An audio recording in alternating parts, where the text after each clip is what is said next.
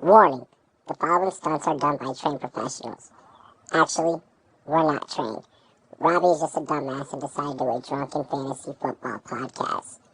The thoughts, opinions, and takes are ours and ours only. It is not our fault if you lose in fantasy football or sports gambling. Viewer discretion is advised. Holy shit.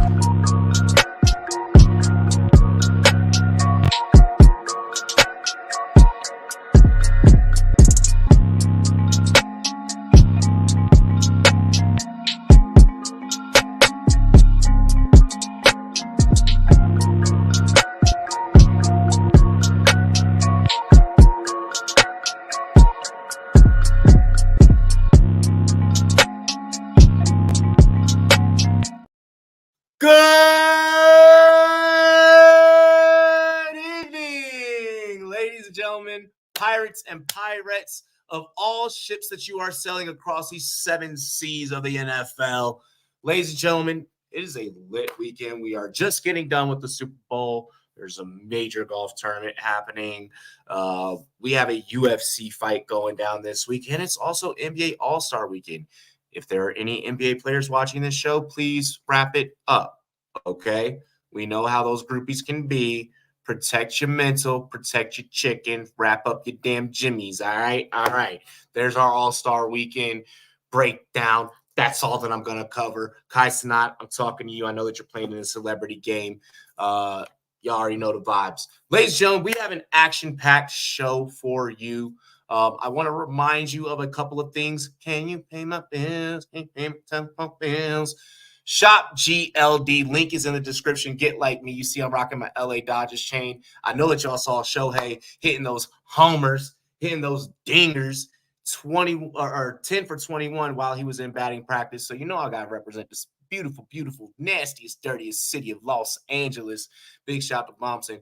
Get like me. Shop GLD. Link is down below in the description. Hey, yo, let's take him to the yacht. Bow, bow, bow. Hop out in Miami with no land, I got no understanding. Out of here, I'm burning, no turn me up, you can't understand it. In the club, posted up, they lit up, no matter where I'm standing. Drop GLD for the Cuban link, yeah, you see it there. Might spaz out on some taller shit, don't want zero tolerance. Money conversations ain't hard to relate, it's hollering. See my net, they acknowledge it, go bring away your knowledge. And also, ladies and gentlemen, my homeboy, Drop the Mic FF. And we would like to welcome you guys to this year's Fantasy Football Expo with us. Big shout out to our homies over at BigGuyFantasySports.com. Big Guy Fantasy Sports. Also know that this year's Fantasy Football Expo will be powered by Fantasy Football Advice Network. Big shout out to Tyler Bradley for his commitment to this year's event. Have a quick promo to play for y'all. Let's go. Get those tickets. Links right here on this slide.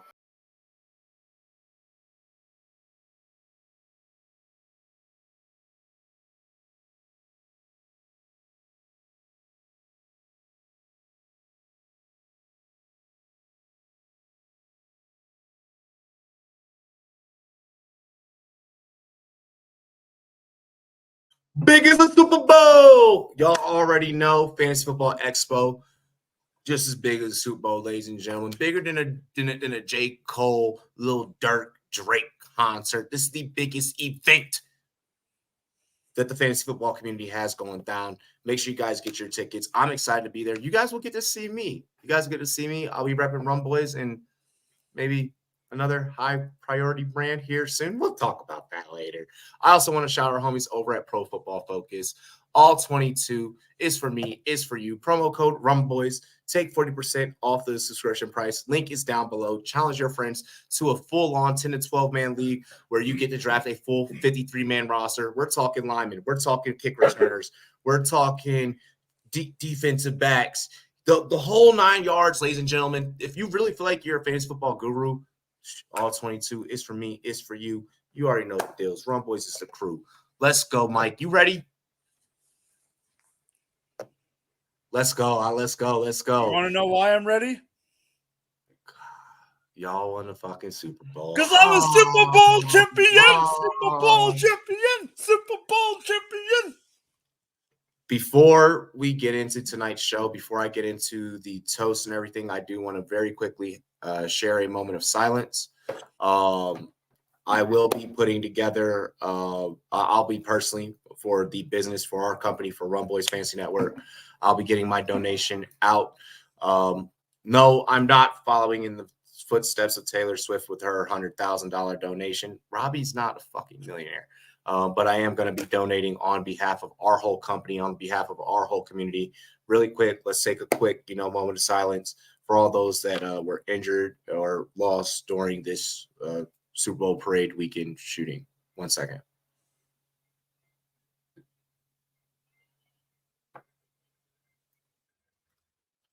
Amen. All righty, ladies and gentlemen. Now that we took care of the seriousness, really quick. I made this joke backstage. I know it's an election year, ladies and gentlemen. It doesn't fucking matter whoever the hell the president is. Let's get this issue under control. No other country has the issue. This is the only thing I'm gonna say about it during the show. Let's get the damn gun situation under control. No one else has a problem but America. No one's gonna take your fucking guns. I promise. All right, let's just start doing the right fucking thing, okay? The whole they're gonna take our guns and that's why we have to have them is a stupid fucking concept. You're an idiot if you really believe that. All righty, now that I got that out the way, let's talk some football, ladies and gentlemen. Mike, congratulations to your team. Congratulations to my pocketbook. My pocketbook is eternally grateful. Cheers to me. Let's go. Cheers to you. All the Rum boys and girls want to do dilly dilly.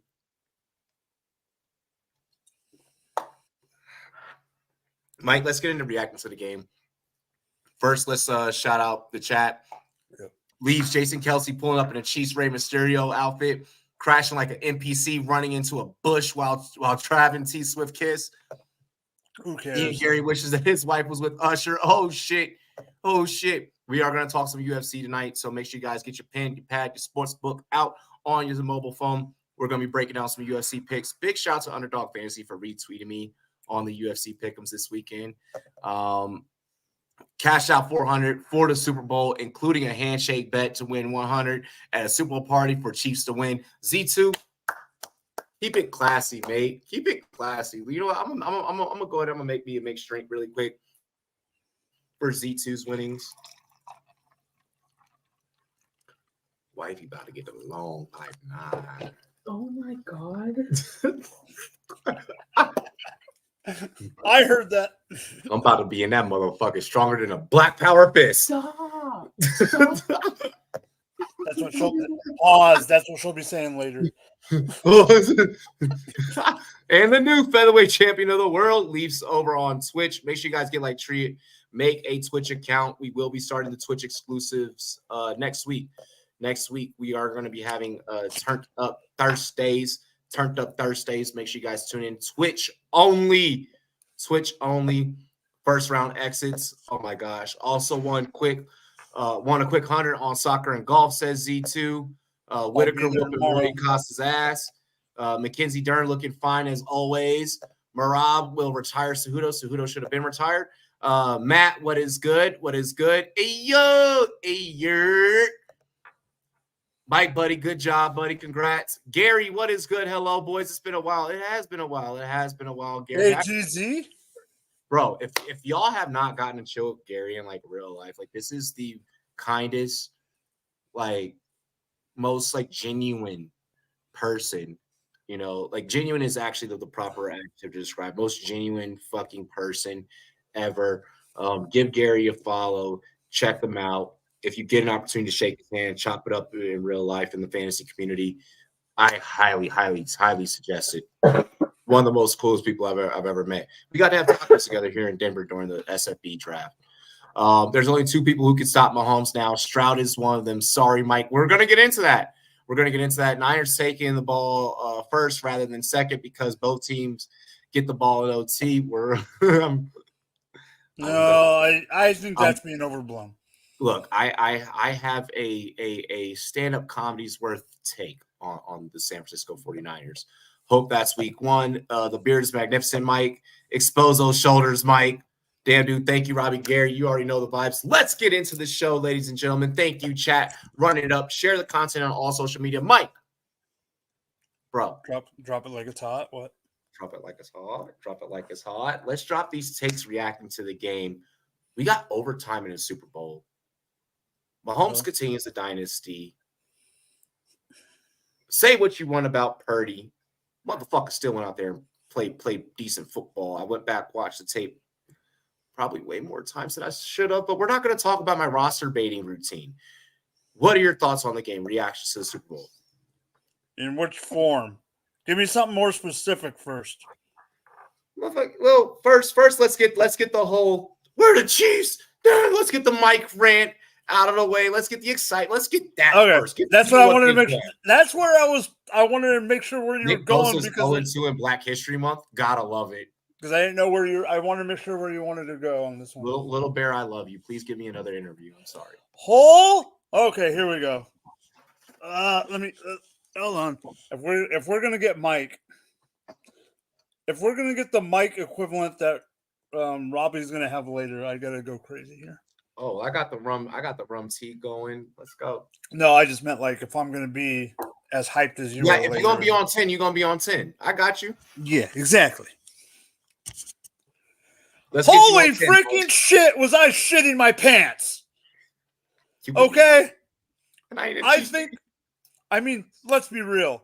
I took my hard hat to my friend's house. I took my hard hat and I took a regular Chiefs hat so I could throw it on the floor when I was pissed off so I didn't get in trouble for throwing my hard hat across the room.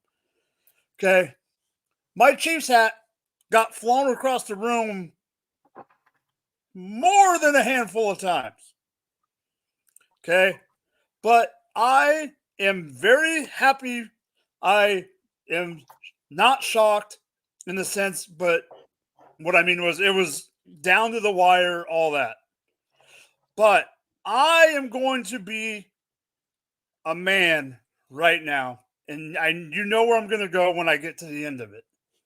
I have to eat crow on this show. Cat up for you too. Okay.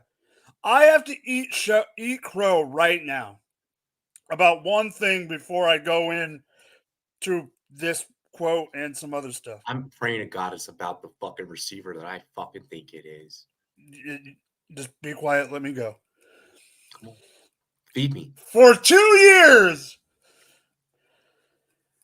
For 3 years, actually, but 2 years on air, I had said a certain wide receiver in the NFL. That motherfucker. Hold on, because I need to go jump it to New York and jump it back. I said there was a certain wide receiver in the NFL that was drafted in place of and not in complimentary of, and I was right at that point because what had happened in the history of mankind. However, I said for years that Mecole Hardman is a mistake. He was not right for the Chiefs, that he was just a gadget player. And I was right. Hold on. I was right. I don't agree with this take here. I don't agree with this. I think that play was always a play that they've had in the back pocket since they had drafted Mecole. Yes, if you guys go back and you watch certain film of Mecole's prior touchdowns with KC, it happened a lot like that because he's always the unchecked. He was a gadget player. He's an unchecked man. He's always the unchecked gadget player before we got freaking. And I'm not even going to discuss Kadarius. I don't even need to talk about him. Stop. I don't want to bring him. He didn't play, so there's no point in talking about him. I did say that freaking Mecole Hardman was a gadget player. Then he goes to New York. Then he comes back halfway through the season. He did a couple. Goes to New York. Hold on. Goes to New York. Yeah. During preseason camp, New York has a famous magician. I can't remember. He's a mentalist. The mentalist. Yeah. Had him come perform. Tells me, Cole, you're going to be in the Super Bowl. Who are you playing? And who are you playing? And, I mean, Mecole did say he was going to be playing the 49ers again. But Mecole was not expected that to end up with the Kansas City Chiefs, nah. No. Your thoughts about just that whole fucking weird anomaly thingy? I just think that's... Is that just the universe being the universe? Like, is that manifestation being manifestation? Shit happens. Him like coming back... But him coming back not pause. Him coming back and not performing well during the regular season.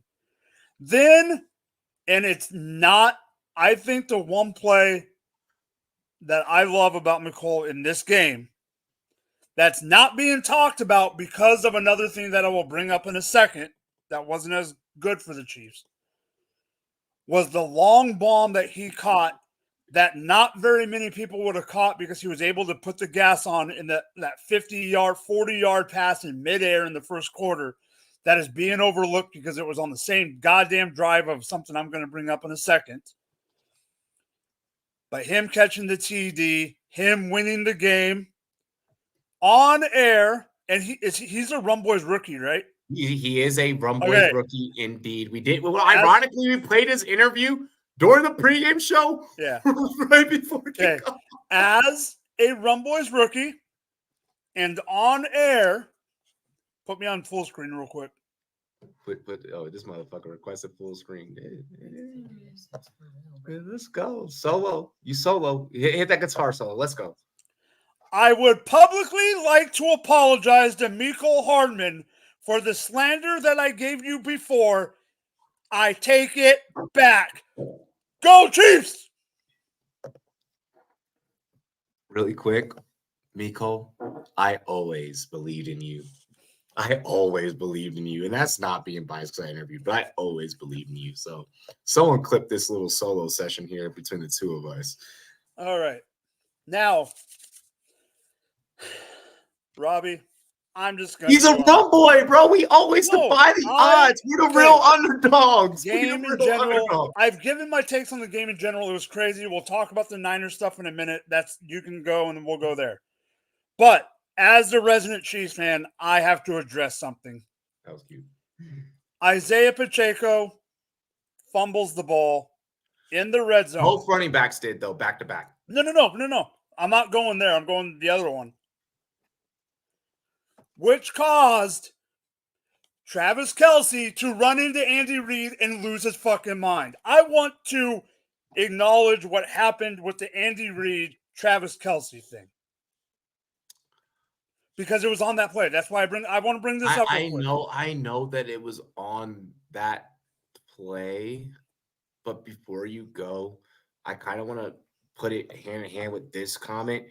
That is the biggest game of your entire fucking life. There are a lot of emotions. I'm sorry, but if I'm the opposing quarterback and I saw what happened to Greenlaw, I'm like, oh, that sucks. But God damn it, yes. Yeah, I don't. Yeah, I don't. I'm sorry, but you're taking advantage of what's not on the field. What's wrong with taking advantage of? Yeah, we're not going to sit here and be like, oh, well, it was classy of this organization and classy of the.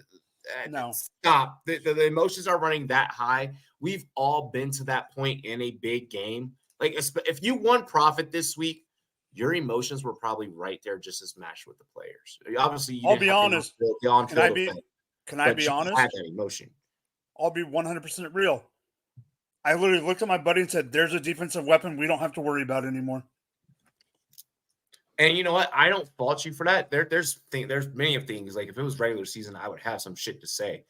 We're talking about the final fucking game. We're talking about the Super Bowl. I said it out loud. Yeah, I'm not gonna sit here and be like I'm not gonna use the whole, well, if Greenlaw was on the field, well, if Purdy had not gotten hurt last year, it would have been a different Super Bowl. So you know what I'm saying? Like that's where I feel. I do agree with the respect your coach thing. No, that's where I'm. I have no excuses for Kelce other than the fact that emotions are high. I understand that, but that man has put you in positions to succeed. Trust that man. But maybe there was something he said to that man, that he said to Andy Reid, that could have put things into perspective for the rest of the game. We need those viral moments. Otherwise we would have nothing else to make content about. What's your thoughts? I'm sorry, man. No, I had to get the door real quick. Okay, so. Oh shit! I gotta get the door soon too. Oh my god!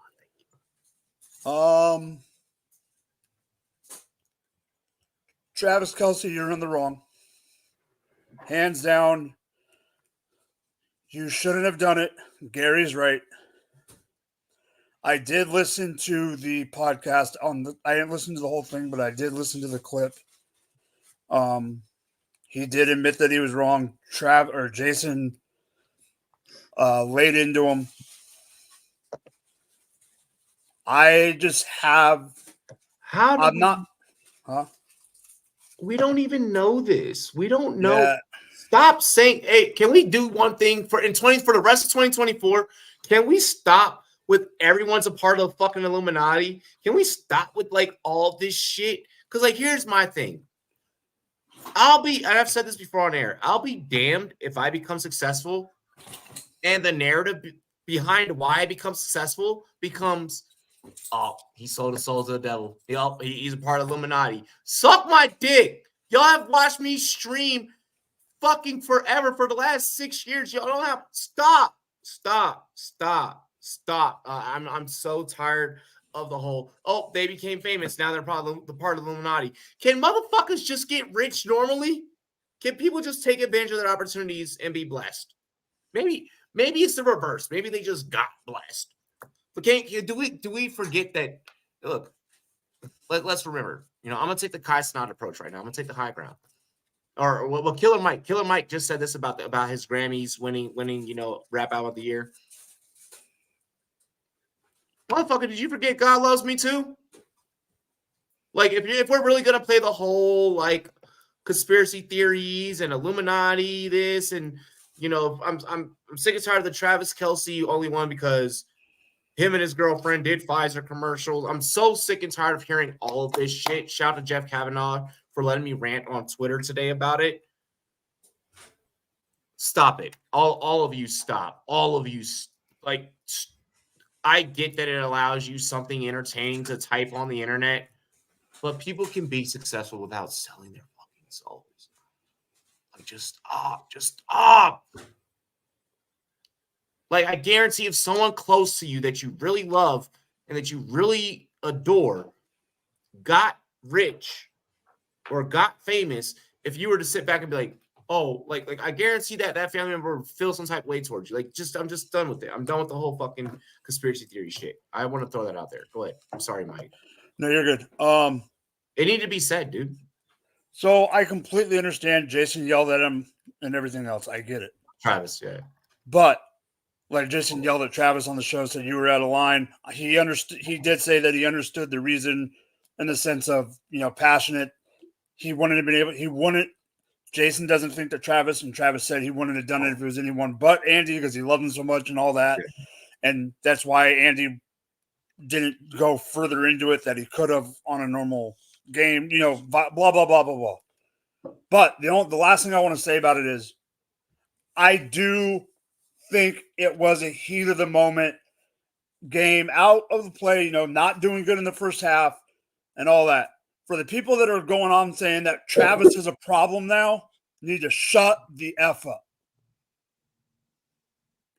I don't think this is Travis becoming bigger than his britches because of this girl or this or that or, going to be a problem in the future. I think this is him being passionate, and that's just the athlete and the type of person that Travis is. Does he need to rein it in a little bit? Probably yes. Will he? I don't know, but all I'm trying to say is I don't think this is a detriment to Travis, Andy, or the team. No, it's not a detriment, and I don't think that it has any precedence on what we're going to bring up next. Yeah. Look, I have no issues with the yelling thing. I appreciate the fact that it happened because from a content creator standpoint, it gave us content. That meme can be evergreen and can be used in multiple situations.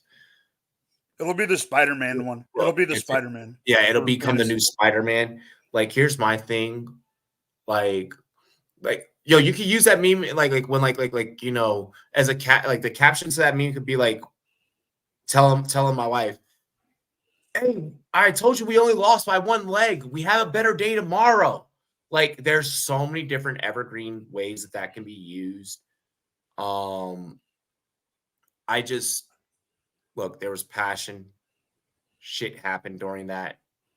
It gave us content. As content creators, let's shut up. Let's be happy about it.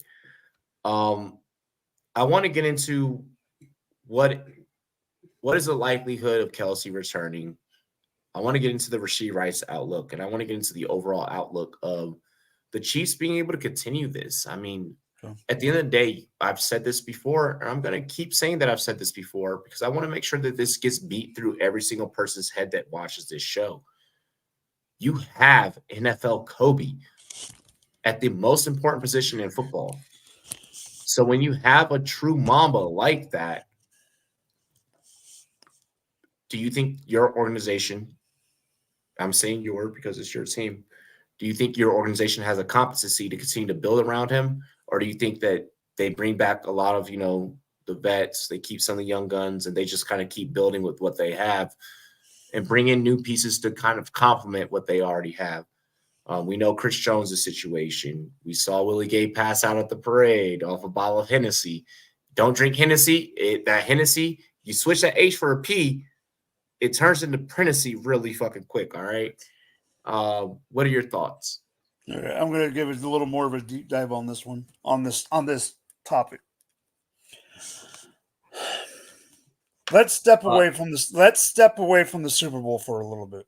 Okay. Before you step into that, wait. When Trav heard Alicia Keys, some people want to know it was time for a second half comeback, and then we have this one here: sign of a wide receiver one in free agency.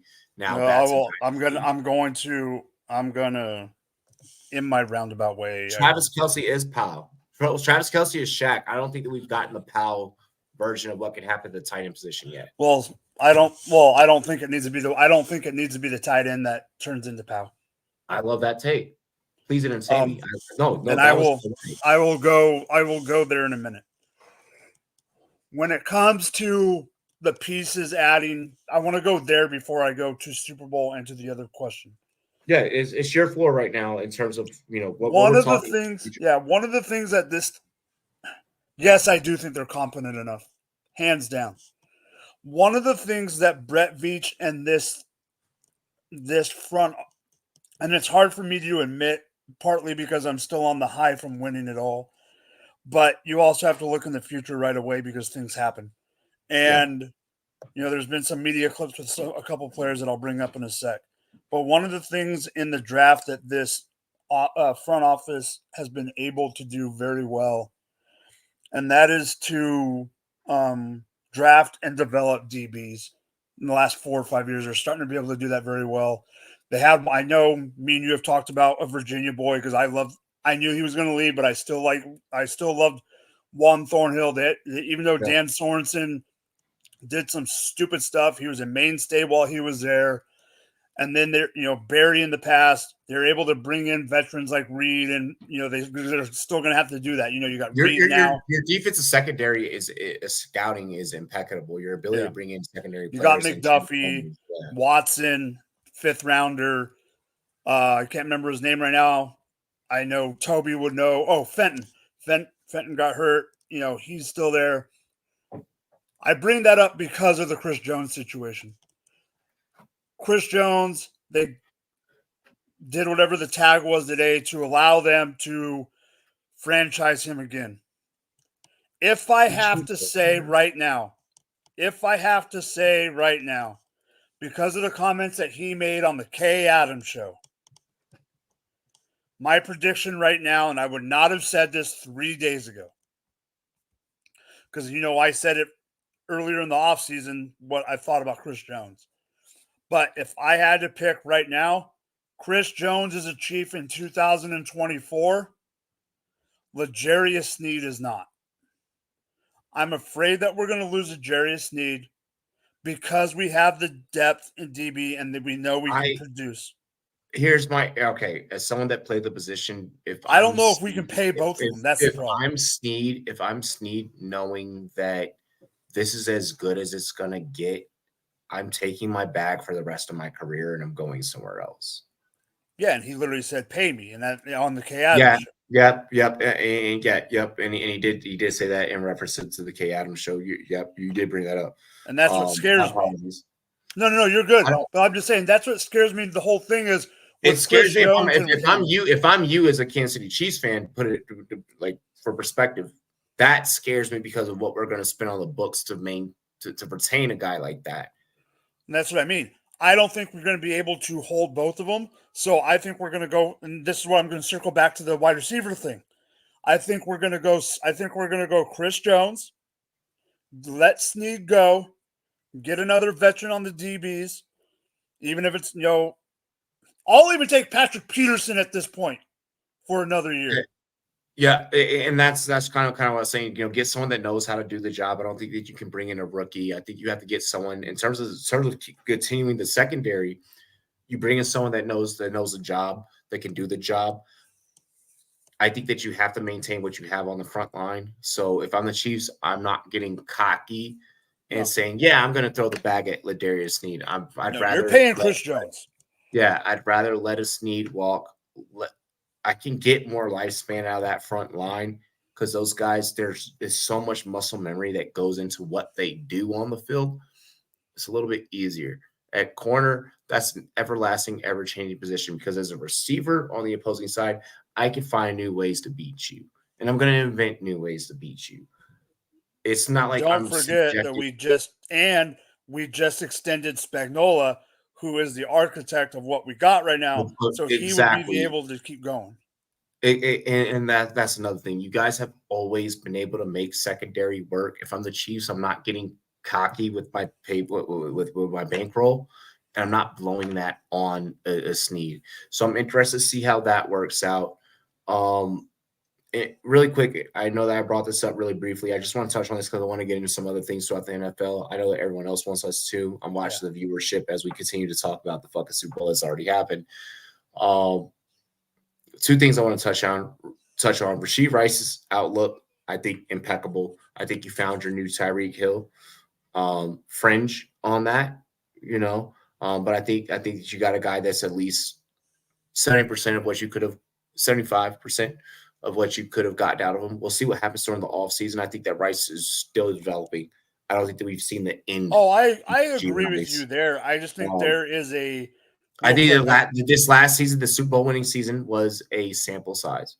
So I want to make sure I put that out there. I think there's a cap. I think people think the cap's here. No, the ceiling will come in year 3. Rashee Rice's ceiling will come in year 3, and I want to be on record saying that. I want to go ahead and stamp that. I told you guys at the beginning of the season that Rashee Rice was going to be the replacement for, the Tonys and et cetera, the Sky Moores. That literally Leafs went back to that video today and commented, and he was like, "This aged really fucking well." And I was like, I wonder what wide receiver analyst told you that. Well, I agreed with you because you already know how I feel about T-Rex arms. Well, I mean, yes, Sky Moore does have T-Rex arms. Can't return a fucking punt to save his life. But with that said, I've ran routes. I've ran routes at not the highest level, but I've ran routes at a high level. I played semi-pro.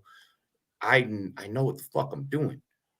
When I break down film, I know what I'm doing. I'm probably one of the only few semi-pro players that doesn't sit back and just smoke weed all day and not watch film. I watch film on my opposition when I was out there playing football. If I go back and I play football right now, I'm guaranteed I'm telling my girl, "Hey, listen, it's Wednesday night. Let me sit back, watch this film, and I'm gonna lay it down." That's the way that that's the way that it works in this NFL industry. That's the way it works in this football industry. We got to pay the fucking bills first. In order to pay the fucking bills first, you need to know your opponent. And I think that Rashee Rice is so locked in, and especially after touching his first Super Bowl, I don't think that it's gotten to his head. I think that it made his head bigger. Homie is out there playing for a fiance. I think they're actually about to get married. He's out there playing for a soon-to-be wife. Homie has a kid already. Yeah, I saw that. As a rookie. No, it's time. And homie, I've seen the amount of women that have thrown themselves at Rashee. Oh my God, I didn't know he was that fine. Bitch, he's been playing fucking 18 games in the NFL. You didn't realize that he was him until the Super Bowl?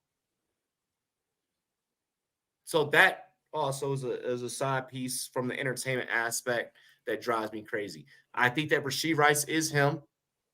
I love his outlook. I'm willing to spend in redraft a 5th round pick on Rashee Rice right now. Because I think I could get him in the 5th, 6th round. In redraft. Dynasty, I'll go even higher. But I think you can get him in the 5th. So I just want to make sure I throw that out there for our fantasy football watchers. I know that's what a lot of folks are wanting. They want to know, when can I grab Rashee Rice? Is Travis Kelce still going to play? I think Kelce gives you one more year. The answer to Kelce's question, I think Kelce gives you one more year. He's playing. I think he's playing. Like, you ain't just about to start smashing millionaire pussy and just stop playing, bro. He also said if Andy retires, he's retiring, so that does matter as well. He did say that on the show. He's gonna pull a Gronk. He's gonna follow in Gronk's footsteps. He's gonna play until he can't no more. Until he absolutely positively can't no more. Switching over to the 49ers side. I don't care about the rest of the 49ers because they have the weapons. Brock Purdy. What are we doing here? I'm a Brock Purdy truther. If I'm Sam Fran, I'm like, I got a really good quarterback at a cheap price. Kyle Shanahan can't win with these system QBs. Stop. I don't think that. All right, I'm gonna be honest. I don't think that if Kyle Shanahan had a top pedigree guy, I don't think that Kyle Shanahan's going out there and still. This is a Kyle Shanahan thing. At this point, it doesn't matter who the fuck your quarterback is. Keep rolling. Go, go, go, go. You're lucky that it's Kyle Shanahan, because otherwise San Francisco would have probably been fucking fired you. If you do this again, Shanahan, if you come up short again, if you continuously keep coming up short, I'm all for the 49ers getting rid of you. Because you can't get them to win a Super Bowl. What am I just going to keep putting my franchise through heartbreak? Oh, you can get us close. But you can't get us to win. It's like, let me describe what Michael Shanahan, or I'm sorry, what Kyle Shanahan. Damn, I'm that old. I just referred to Michael, his dad. I've been watching football a long time. Oh, Mike. Hold on. Don't take my joke. Don't take my joke. I hear my girlfriend in the background. I heard something. I heard it in the background, but I don't know what it was. Kyle Shanahan coaching the San Francisco 49ers. It's like when you go out, right? You out with the homies. You're like, get money. Yeah. Throw money. Fuck bitches. Yeah. And then you find a spicy little one that you're going to take home.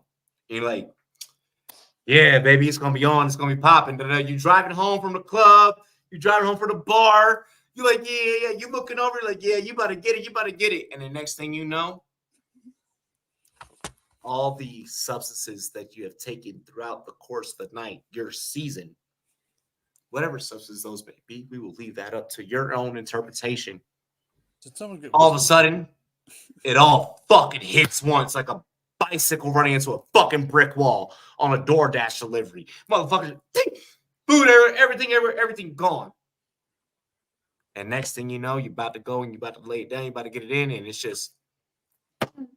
Yeah, you got whiskey dick. Just whiskey dick. Oh, it's Kyle Shanahan. It's like when you're going and you get it, and you get your girl on the stair, and then you change pace, and she's like, "Oh, wait, no, like not she's doing like, it no I'm gonna go. Oh wait, no, mind, that's not it. That's not it.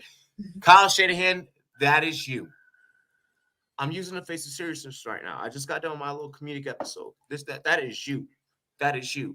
No, here's the thing. Post-nut clarity is nutting and then realizing that, okay, maybe this is not. That's different. Homie didn't. Homie has for how many Super Bowls? Nobody nutted. Look, my girl's dad is a 49ers fan. I'm sorry. Yeah, I'm sorry. I don't even want to. I'm gonna have to go up in her house eventually. I'm gonna look at this man, but I haven't looked at this man since. He looked at him. No, you looked at him the first time. Yeah, I was like, yeah, here's an autograph 49ers jersey. Fuck it, take it. Like, whatever. And well, I might have cursed the 49ers. Thank you. Look, I do have belief in Brock Purdy. I do believe that it doesn't matter who the 49ers have.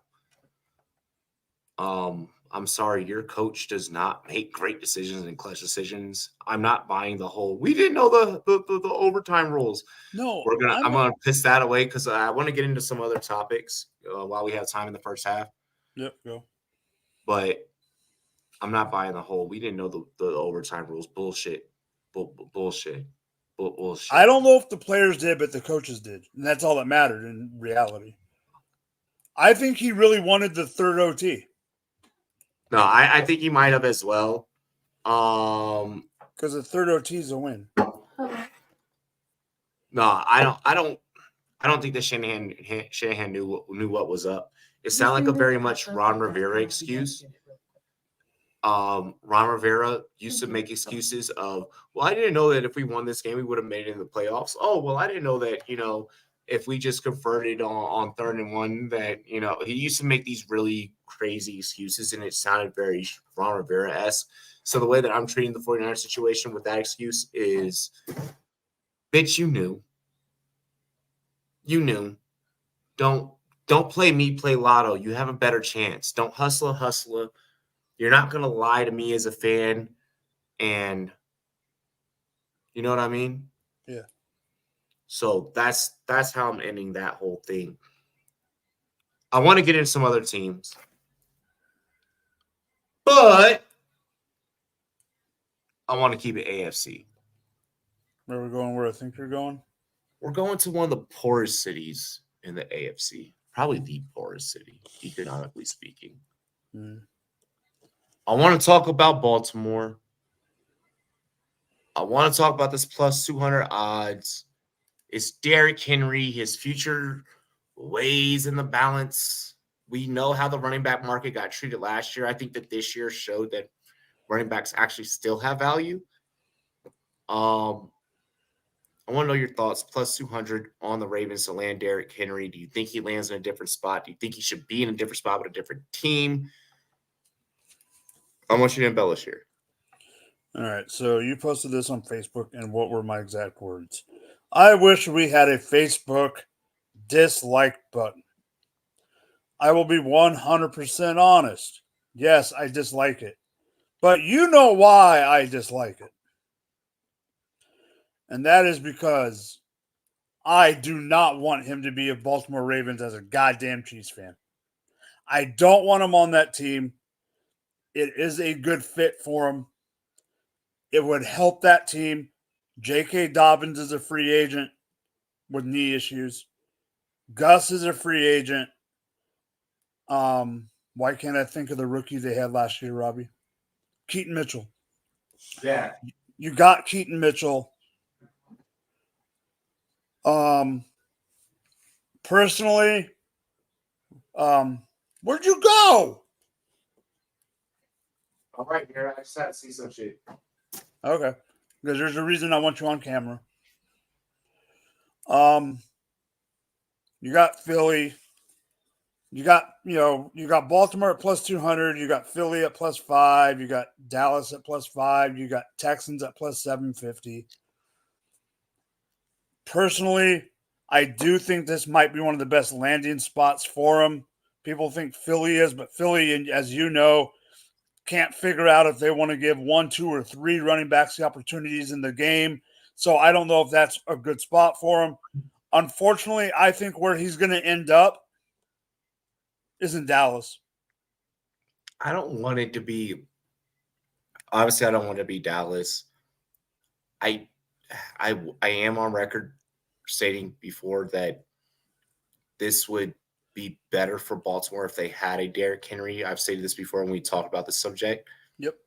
Now that the season's over, I'm looking around at different things, different landscapes.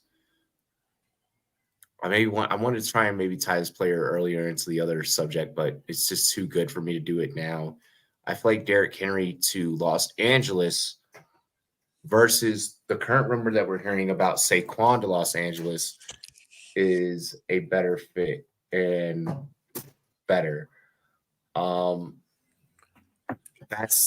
think that's where I'd rather see Derrick Henry. I want Derrick Henry in Baltimore better than anything. But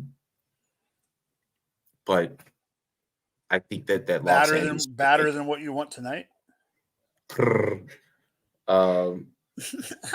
no, I think that I do think that something tells me that Derrick Henry and powder blue can really. No, Here's the please thing, no. because that offense is so predicated I on know. passing to the RB that if you had a real smash mouth that could go between the tackles, maybe Keenan has one more year left.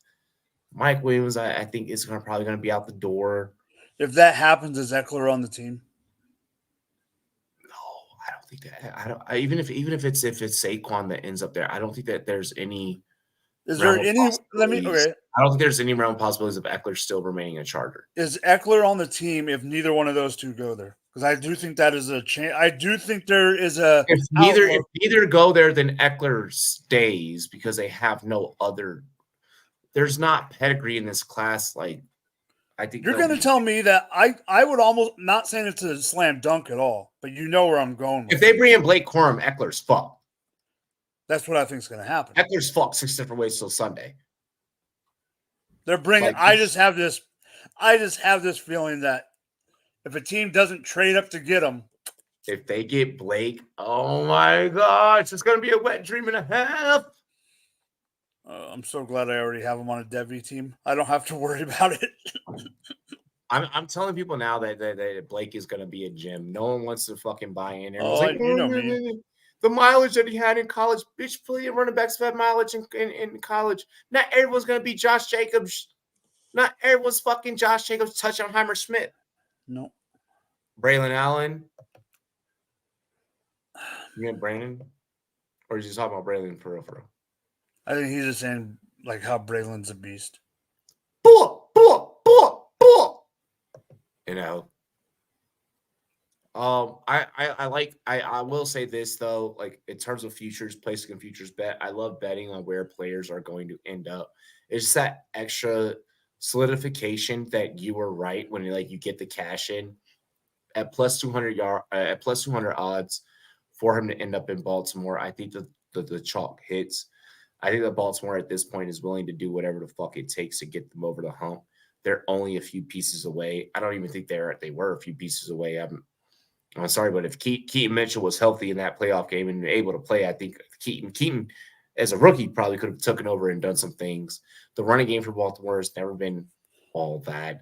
The receiving core has been, I know that Lamar, this is the best receiving core that I've seen him work with in terms of just personnel, not just on film, but even on paper. It was like, holy fuck, like you actually gave this guy something to work with. How that's going to happen with Odell getting ready to go run off into the winds with Kim Kardashian and piss off Kanye West, I don't know. But I'm interested to see what happens with Odell leaving, Flowers becoming the one, Bateman's still there. And I don't know if they even hang on to Bateman because of fifth-year option and et cetera. There's a lot of retooling that has to happen in Baltimore, and I think I start with bringing in Derrick Henry, maintaining my offensive line. They have big guys up front. This year's offensive line free agency class is fucking crazy. Like this year's offensive line class, if I'm a team like Washington, I'm like throw the bag at every single offensive lineman. But this year's offensive line class in terms of free agency is impeccable. Mbuke, or however the fuck you say his name, he stood out on film this year at the offensive line position or at the offensive tackle position. I think that he could make a break a couple of teams as a tackle, as a guard, depending on wherever the fuck they line him up and how he can transition to that new team, to that new system, to those new blocking schemes. They're going to have to lock in Derrick Henry, lock in the O-line, and maybe they suppress on the passing game a little bit. But with Lamar, where Lamar is at, you're probably going to have to invest more in the pass games. Maybe you if I'm Baltimore, maybe I make an offer towards T. Higgins, and maybe I pass on the Derrick Henry, and I trust that Keaton Mitchell could come in and be a guy. If I'm not able to swing that and I'm not able to make that happen, then it has to be Derrick Henry, and I have to solidify the offensive line, and I have to become a run-heavy team. Justin Manabuke, yep, because he's leaving. Yeah. I don't think he's leaving. I think that there's a chance they could retain him. I saw a report that they could try and retain him. I think they'll try. It's just a matter of he wants to go and be the man somewhere or be a complementary piece to that defense. Okay. Or to that offense. I mean, yeah. Defensively, that team is fine. I think they lock in all those contracts. I think all those guys stay defensively. I'm not worried about the Baltimore Ravens whatsoever. Is that all that we got on the Ravens really quick? Like, I think that's like a quick, like, light touch. Yeah, that was it. No, okay, yeah, it is the defense. My fault. I fucked up. Defensive tackle. Yeah. Really quick. Next thing I want to get into, I like that we slid in the Saquon talk there a little bit. I don't want to get too into Saquon yet, just because we don't. I'm gonna be honest. I'll bring up my Saquon take and hold on, Robbie. I don't have right now. Like I have, but like right now, everything that I'm getting from personal DMs from sources is all. We're right now. We're having to be investigative and kind of dictate and kind of predict what we think is going to happen based off of like the background information that I'm given. The Derrick Henry thing I posted, that was public. That's public information. The next topic I'm going to get into public information, but I mean, they're like, well, kind of how we talked about that Saquon thing. I've been told so many different things from New York reporters, bro. I don't know what the fuck is happening outside New York. That's why yes, like you have too many reporters from one team.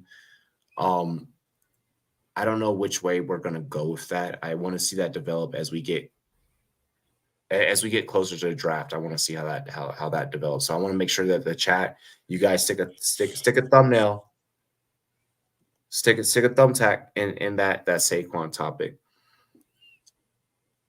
Seattle Seahawks. They're holding on to Geno Smith with the extra $12.5 million that's owed to him via incentive. Is this the right move for Seattle up there in the Pacific Northwest? Always raining. Damn right, this is the goddamn right move. 100 freaking gosh dang %. You give the guy another opportunity. He's done it for 2 years 2 years already in Seattle after, everything that happened in his career. Comes back, resurrects it, does just as good or better than Russell Wilson did in the 2 years that Russell Wilson was in Denver overall. You get rid of peak old man Carroll. You bring in Mike McDonald from Baltimore. Nice segue there. The reason I bring that up is I think you give him this year, you give him the boot, you give him the incentive, whatever, to see what he does, and then you give him another deal in the sense of this. I think with the new regime coming into Seattle, yes, there's still the same GM, but I'm just talking coaching regime and everything else that comes with the new head coach. I think you use this year as the barometer, and then if you need to reset, then you reset next year and you start doing a mini rebuild. I don't think you need to fully tear it down, but then you do that with a young guy next year. Or you can go and get a rookie in the draft, later in the draft, and I mean later, like 5th, 6th, like for instance, I'm not saying he's a star in the NFL. That's not what I'm saying. But you never know with certain players if you give them the right opportunity, just like Russell Wilson. They had signed Matt Flynn thinking Matt Flynn was going to be the heir apparent to Matt Hasselbeck, and that didn't work out. For all we know, they draft Spencer Rattler in the 6th round, and Spencer Rattler does decent. I'm just. No, all right. Well, here's the thing. I mean, you're that's content. You're right. Because at that point, you're right. Like shit like that fucking can happen. And we're not going to give Geno the opportunity. Yeah, you give Geno the opportunity, but if it doesn't work, you never know what could happen. I'm with you. I'm with you here on this one. Look, at 12.5 billion, knowing that I'm coming underneath the cap with the way the market is going, the way the market is growing, I think that is fucking stupid if you were to let Geno walk. I think that if you could build around Geno, you can find the right pieces, you can find the right players, keep building that defense. That defense is not bad whatsoever. I think that a lot of the games that it came down for Seattle, when I go back and I look at them, when I've gone back and I looked at them, it's been, maybe being a little senile here and there. There's DK who you could make some of the catches that are actually being thrown to you. Tyler Lockett getting up there in age. Let's stop.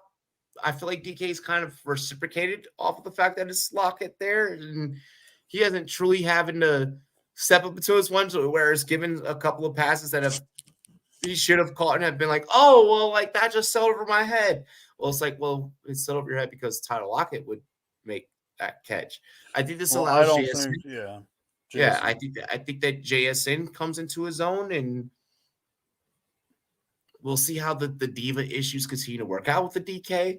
I think post June 1st, Lockett is if we got to look at June 1st because Lockett's contract post June 1st cut is a lot friendlier for the team than a post March cut. So I think Lockett does get cut, but I don't think until I don't think it happens immediately. Yeah, I don't think it happens immediately. If I'm Seattle, I feel like if I'm Seattle, I feel like I have all the pieces in place. I make minor improvements here and there. I'm not trading anyone away. You need to fortify the offensive line. Maybe I'm focusing on offensive line throughout free agency, throughout the NFL draft. But I'm for damn sure not retooling this whole operation if I'm Seattle. I'm damn sure, keeping, put my loyals on a Geno Smith.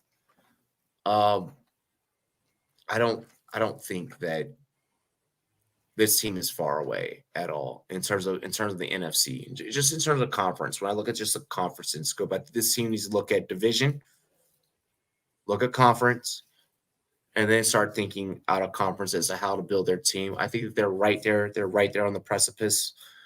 I think this is a damn good football team. I think they can win football games. I think that a lot of the games that they lost last year that prevented them from going as far resulted in coaching decisions. I don't think that it was a personnel issue whatsoever. Ken Walker, Chuba Hubbard, two-headed monster, re-sign Leonard Williams. Look, hey, let this Seattle Seahawks YouTube short right here on this segment. I think the Seahawks are destined for greatness. I think that they can even possibly – I think a lot of the San Fran players are salty. I know that Ayuk is salty. I could see Seattle being able to kind of rear their dirty bird heads up there in the NFC North. You know what I'm saying? Mm-hmm. That wraps up the first half of the show. We actually got that just about at a whole hour, to be exact. Second half's gonna probably maybe go a little bit quicker.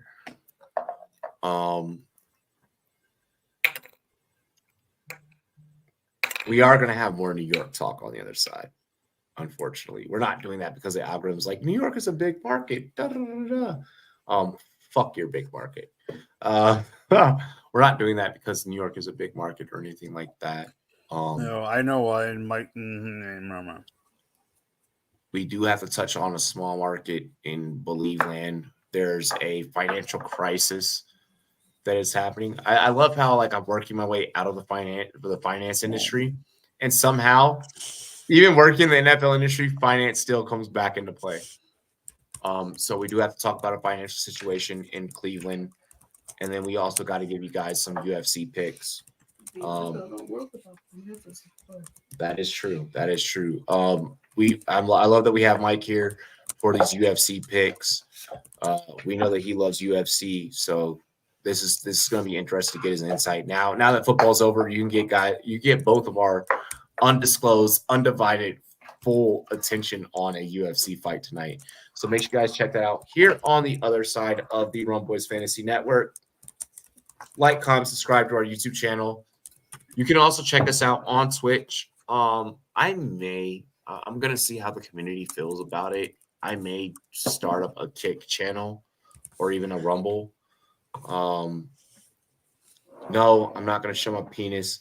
Can I say penis online? I just did. You just did. Cheers to me. Cheers to you, all the Rumboys and girls. What it do? I love breaking the rules because it makes me edgy and different than all of you. We'll see you on the other side. Dilly, dilly. Dilly, dilly, y'all. What song do I want to play?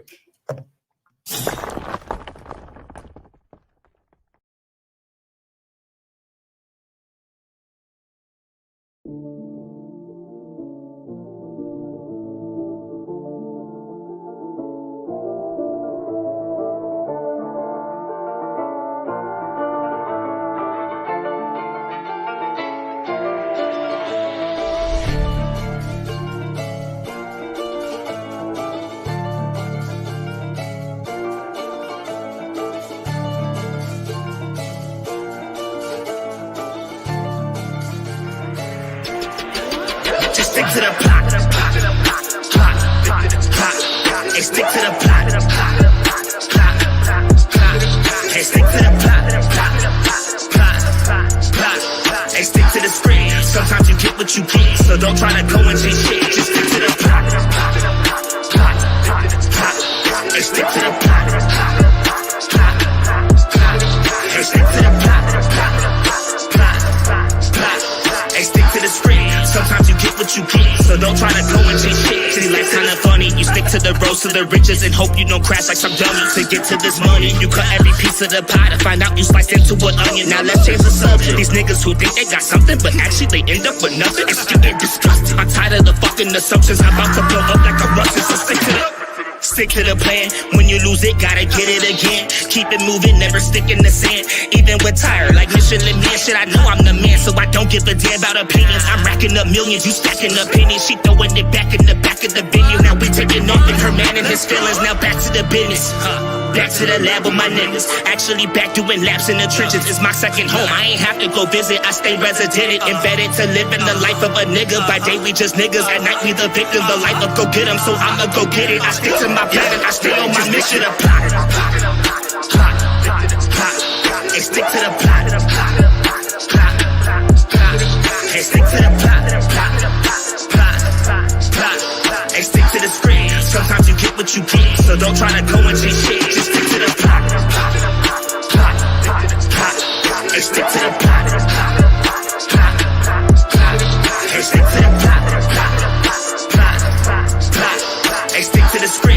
Sometimes you get what you get, so don't try to go and chase shit. So this is my message. Sometimes you just living in life, be an actor. Don't try to direct it. Now let's change directions. It's like that we live full of lessons. Don't count chickens, start counting blessings before they go missing. I promise you, I'm on a mission. I want something, I'ma go get it. No hidden intentions. I open my eyes, saw my vision. Now everyone see that I'm gifted. I'm rapping like Christmas. You niggas just under a tree. I'm smoking it, not metaphorically. I'm smoking no tree. No one's smoking on me. So when I say you're under it, no, that means me. I'm a poet MC and I'm living my dream. Hoping that hopefully you see the hope in me. And if you don't, fuck it, cause I'm all I need. Keep my ear to the game and my mind to the streets. I'm a beast. Stick to the plan.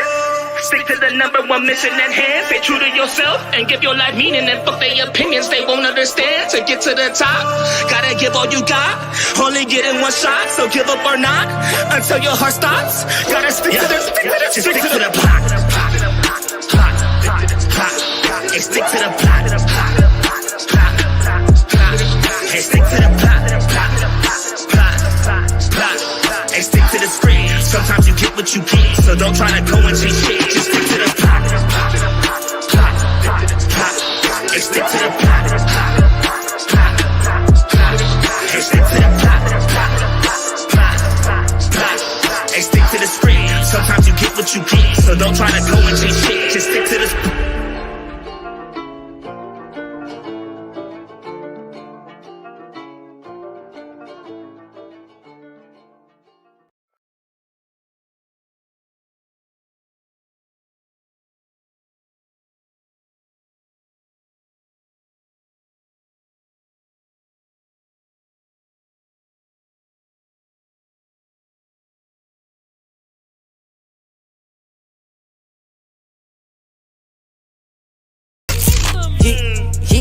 Slide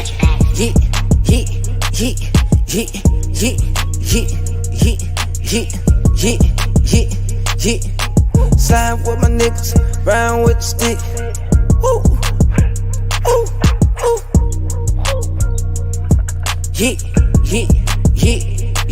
You know I ride for my niggas, slide with my niggas, ride with the stick, really with the shit. Going drug shopping, probably pull up with your bitch. Go upside your head about a nigga like this. Said we get so high, live so crazy. Asking me what I've been doing, getting money, baby. It's Louisiana, feel like cash money, baby. Keep 2 middle fingers up as fuck, you pay me. Get into the loop, turn that bitch a paratrooper, jumping off the roof. She gon' snort the tooth, she gon' smoke the booth. She don't give a damn about me or about you. Say that you a man, surfing, shawty playing.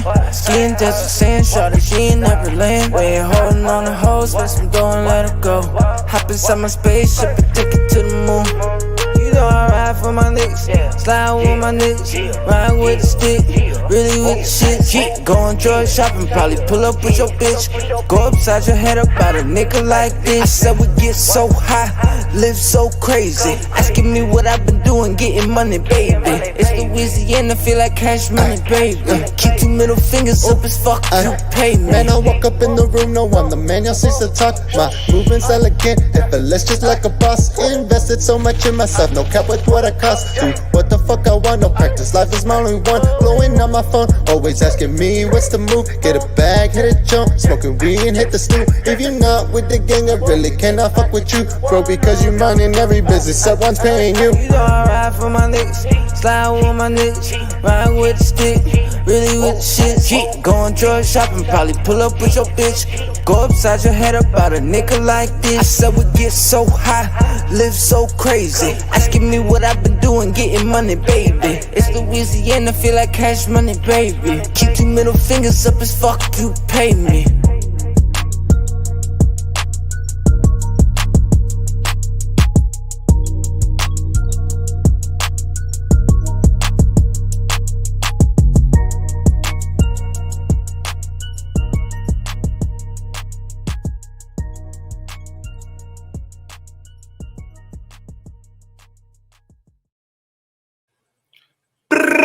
Bow. What's good, Mike? What's up, y'all? What's good? What's good? Bro, I gotta fuck with the new track by Clutch Packs. Like, get money, baby. Had a little auto-tune Wheezy to that feel, you know, like that was dope. That was dope. I like that we got to switch it up. Yeah. Like, Well, yeah. I'm not bringing it up. No, we're not bringing it up, but I'm saying last week I said something that I shouldn't have. Look at me, look at you, look at me, look at you. 3, 2, 1, yeah. Mm-hmm. I know. I'm just saying last week I.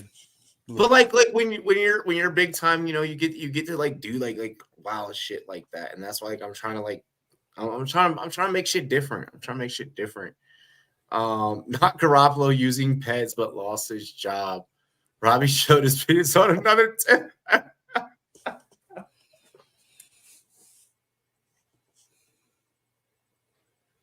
Y'all are assholes. Yo, can we get it? Can we get a fucking round of applause for the chat? Can we get a fucking round of applause for the chat, bro?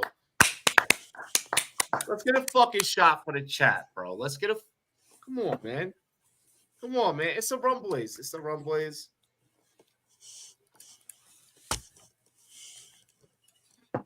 Like, hey, look, really quick. The founders and this motherfucker, you greedy son of a bitch. What? I saw that. I didn't have it. I didn't know. Yo, I chat. swear.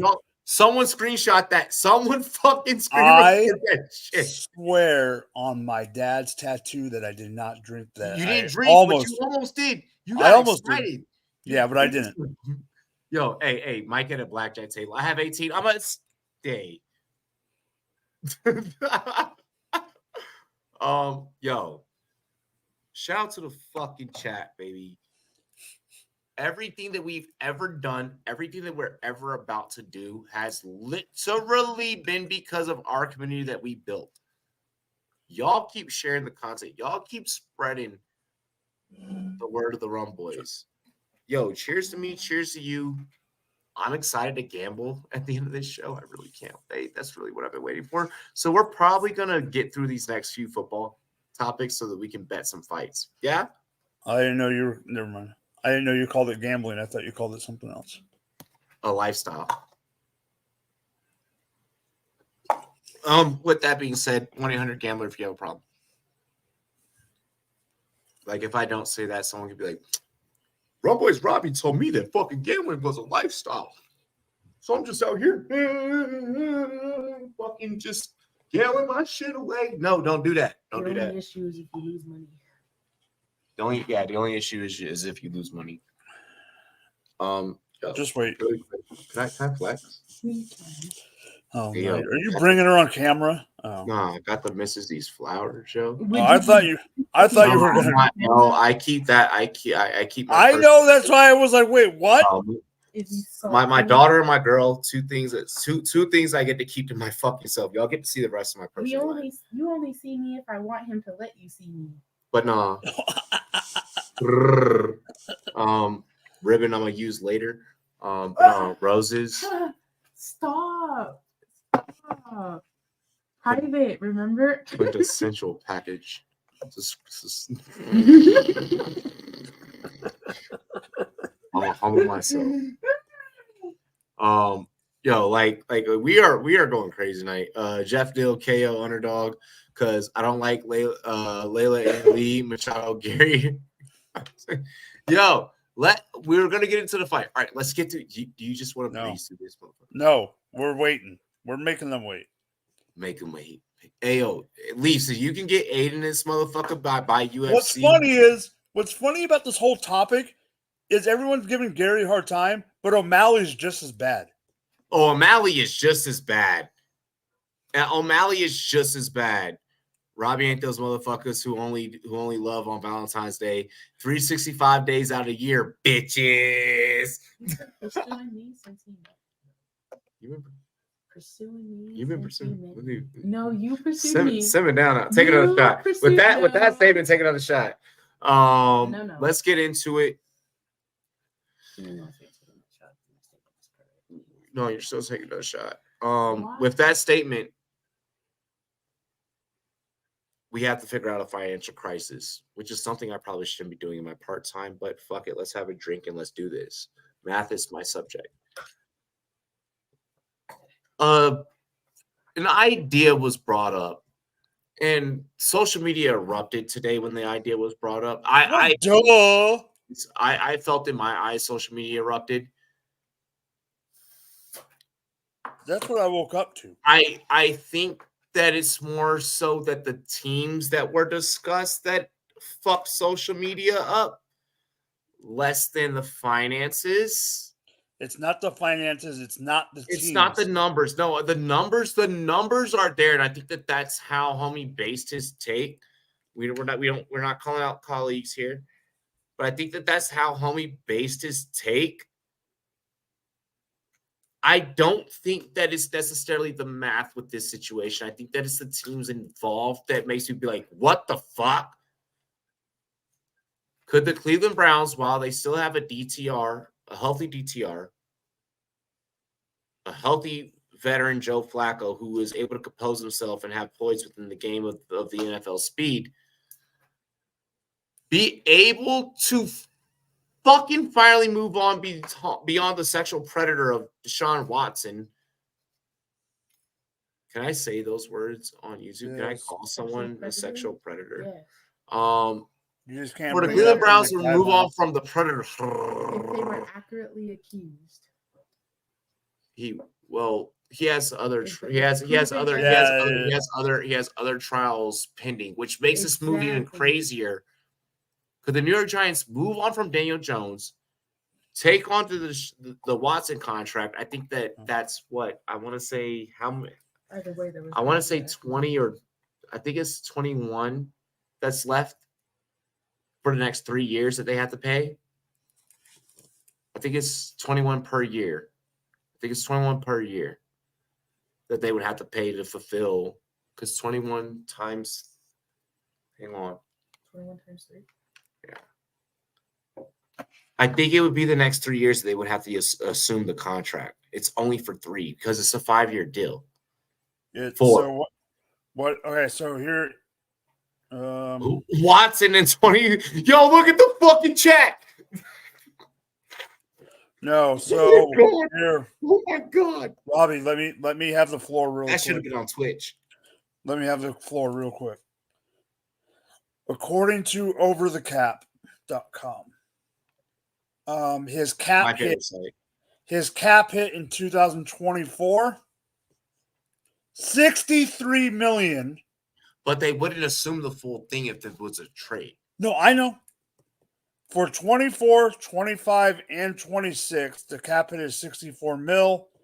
Dead money, you have 200 mil, then 136, then 72. Once it gets to 2027, it's an 8 million. Start from dead money. Start from dead money one more time. So dead money for the 24 season would be 200 mil. If you get lucky. After 25, it's 136. After 26, it's 72. And then, or before, and then the 27 season, that's where I think they're gone. That 27 is where he's gone no matter what, because it's only an $8 million cap hit with the 8.9 dead cap. 229 million left. All right. So let me go back, and before we get into takes, let me try and rephrase it. Then I just want to make sure we're all on the same page. 60 mil, damn near. Yeah. Yep. The Giants can eat that 60. CeeDee Lamb is on some wild shit saying that Wan'Dale Robinson through a sleeper podcast, shout out to Sleeper, that Wan'Dale is going to be he's going to peak this year and he's going to be an anomaly. Fuck that. I've never seen no transition like that in my fucking life. Closest thing to that was Rocket Ishmael, and that was probably my favorite player of all time.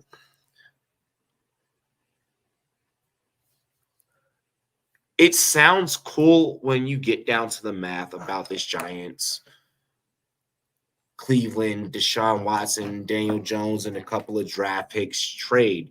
But Leafs calls it a phantom tax, and I think that it really is a phantom tax. I think that the motherfucker's going to come in my room while I'm eating a really good meal, be like, yo, let me get half. And he's going to come with that phantom tax. And I have to be like, yo, you bugging. I don't think that as desperate as the Giants should be, I don't think the Giants are maybe as desperate as they appear. And I think that's where the confusion is in this take, is that you're assuming one party to be more desperate than what they really need to be.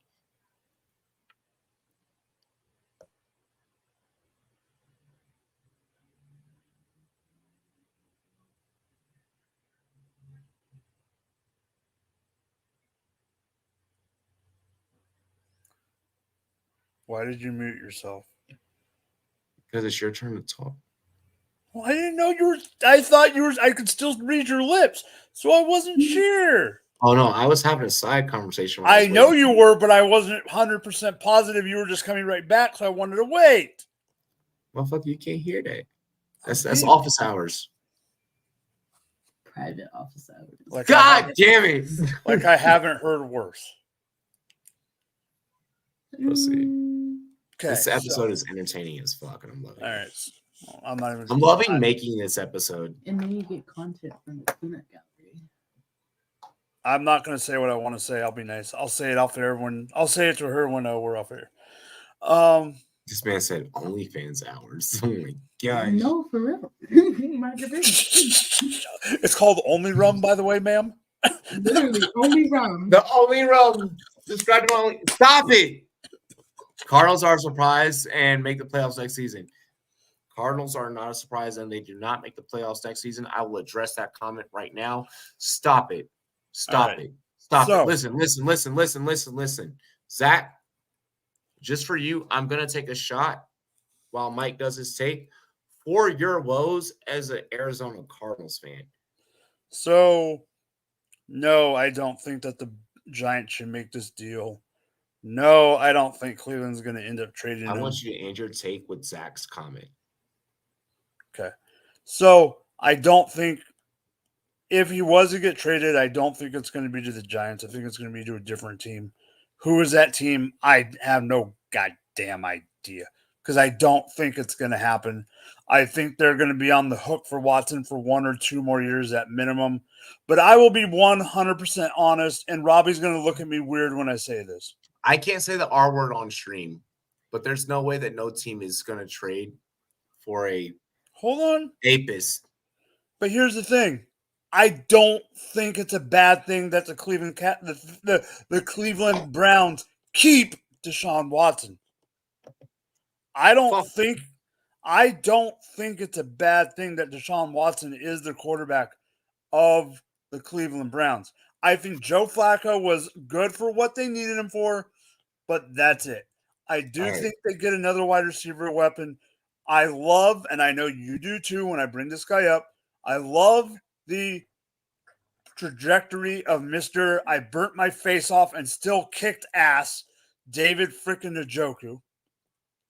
Yes, you have, Chubb coming off injury. You got Amari Cooper. Daniel Jones is not instinctive enough to run a Cleveland offense. Only Joe Flacco could have done what he did. So I think Deshaun Watson is the quarterback next season. I do think and I'm okay with it. I'm not. No, I'm not. Like, bro. You're thinking of it from the other side, though. Watson, hold on. Here's the thing: you don't go through 24 to 28 fucking actual allegations of where you use team property for those actual allegations to commit apist acts. I understand what you're saying, bro. Like, there's no way for. All right. Like, this is a mental health Robbie speaking. Okay. Hi guys. I've now switched personalities.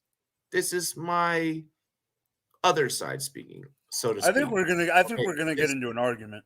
No, we're not getting into an argument. No, not in a bad way. I have another topic that we're going to get into an argument about. No, I don't think we're in a bad way. I just think we're going to get this could be a debate. Don't think that financially, given the mental things, I don't give a fuck whether you're innocent or guilty. If you're innocent, the mental shit that you're fucking dealing with is even worse.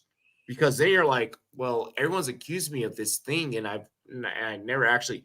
But like, if you did do the shit that you are fucking accused of, that I personally think, look, Tupac said, well, tell me why we take from our woman, that we ape our woman, do we berate our woman? Bro, listen, straight up.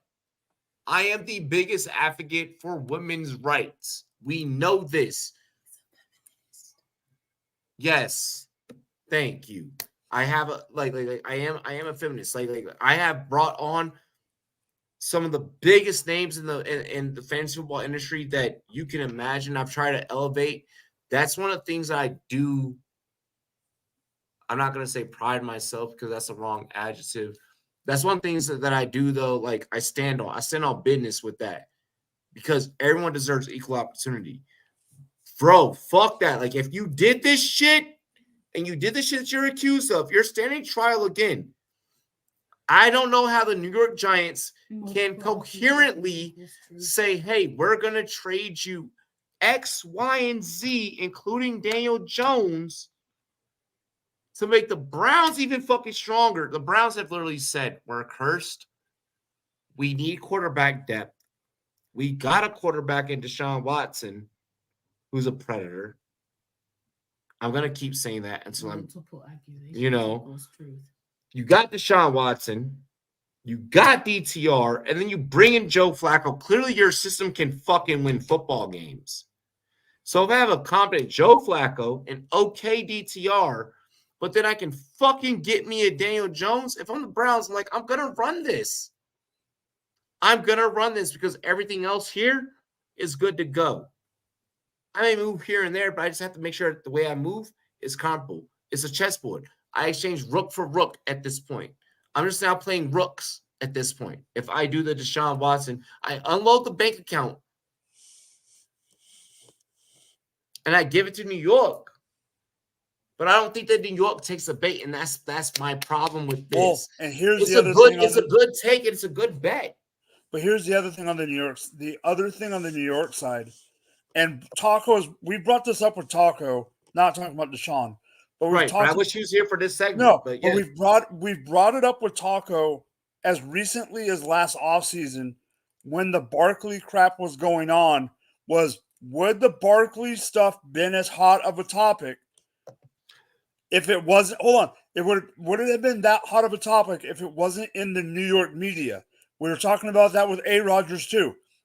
Having Deshaun in the New York media would be a goddamn nightmare, and I think the Giants know not to play with that. Yeah, not to play with that fire. The Giants can handle the Saquon fire. They can't, and I know what I'm saying is I think the Giants know they couldn't handle the Watson fire. You and I, we both know plenty of colleagues in that area. We have plenty of colleagues that are doing their thing in that area. Yes. So, I mean, I'm sure your pulse is the same as mine. I think we both know that New York is willing to take the gamble on the Saquon bullshit. Yeah, I know. I agree. I'm just saying this gamble is too much. And the person that said it on TV, saying they'd be better off drafting a quarterback, lining him up behind Daniel Jones, and whoever the fuck else. Tommy Cutlass is clearly not going to be a thing. If you're going to draft a quarterback, you're going to draft a Bo Nix or lower. Don't, Mike. We were doing so good. Why did you put Bo Nix? You're gonna break my heart. I'm not a Bo Nix fan. Can we do Bo Nix film together on stream on Twitch? We'll do it. Hey guys, Twitch exclusive. I'm calling it now. Twitch exclusive. Mike and I, Bo Nix and Penix next to each other. You want to do them in the same night, or do you want to do them separate nights? No, we'll do them. We'll do those two on the same night. Pause. We'll do those two on different on the same. You said same. We'll do those two on the same night because I think they're the ones in the same range. So, all right, Twitch exclusive. Get ready. We already know Twitch exclusives are only Monday through Thursday. We'll do a Twitch exclusive where we actually get to show film and shit. We'll do a Bo Nix is a geriatric. Bo Nix could be a geriatric, but honestly, we're on different sides on the Bo Nix coin. But here's the thing: I will give one thing about Bo Nix that, you know what, I'm going to save it. If you want to know my take on the geriatric side of it, I will give my take because I want to save our Twitch exclusives for that's what I'm saying. Rookie film. I want to save that for Senior Bowl breakdowns. You and I, let's link up a time next week and let's do a Twitch exclusive. The wife is bowling on Thursday, so. Oh well, hey, Thursday seems like a perfect day, my guy. I can do Thursday. We already do Thirsty Thursdays on Twitch, so that's going to be a thing. Thirsty Thursdays, make sure you guys lock in those Twitch notifications. If you do not have Twitch, get Twitch now. Deshaun Watson would get fucking bullied in NY. Yeah, well, that's my issue. Shit. Yeah. Look, I'll just wrap up that topic really quick so that we can get into our UFC. I don't think there's any way that fucking Deshaun survives in a New York market. So to project him to a New York market, given the circumstances of what he's been through, what he's going through, I think that you're preposterous. I think that you're out of bounds. I think that you're the person that's drunk. Can I say one more thing about it? You get the joke because I'm trying to use my drunkenness to reverse it. Yeah, see? So. I know we're not calling people out. But yes, we are. We're an NFL podcast. But I'm saying we haven't said the name of the person that brought this up, is what I'm saying. The person that brought this trade up, the thing that surprises me about the person that brought this trade up, name drop it, Mike Tannenbaum, is the fact that he was a GM in New York and knows how the New York media is. Why would he even think this is a good idea for a New York media team? He is smarter than that.